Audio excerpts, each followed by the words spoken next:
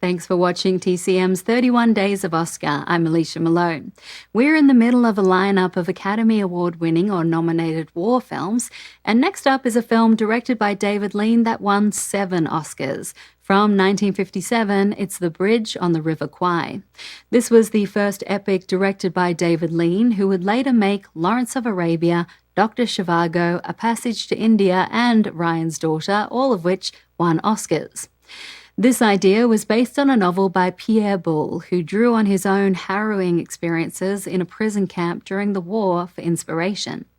The adapted script was written by Carl Foreman and Michael Wilson, who were blacklisted at the time and did not receive film credits. When the screenplay won an Oscar, they didn't receive the Physical Academy Award until 1984 after their deaths. Pierre Boulle was credited as the sole writer and winner, even though he reportedly didn't work on the screenplay and couldn't write in English. As Foreman later said, Boulle wisely chose not to attend the Oscars, with Kim Novak accepting on his behalf. Set during World War II in a Japanese prison camp in Southeast Asia, William Holden stars as an American prisoner under the rule of the cruel Colonel Saito, played by Sessue Hayakawa. A group of British POWs arrive, led by Colonel Nicholson, played by Alec Guinness, and they are ordered to build a bridge over the River Kwai to connect Singapore and Burma by railroad. From 1957, this is The Bridge on the River Kwai.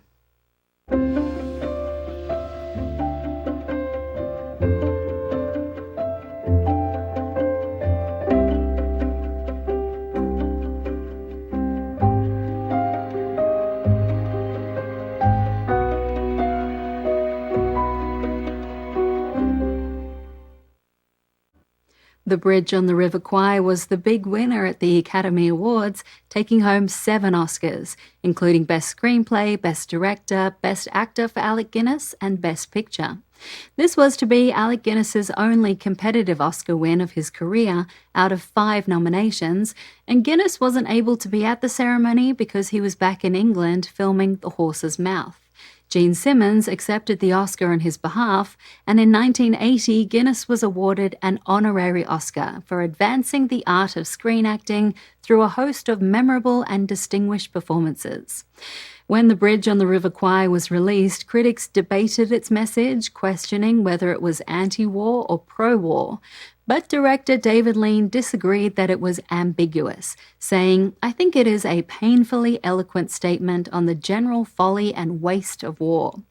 Since then, The Bridge on the River Kwai has gained in respect and now ranks at number 36 on AFI's list of the 100 greatest American films of all time. Keep watching TCM because next is a war film from 1970 starring George C. Scott as General Patton, and it's another 7-time Oscar winner. Next on TCM, Patton, then The Deer Hunter, and later, Das Boot. Oscars at Periscope Depth tonight.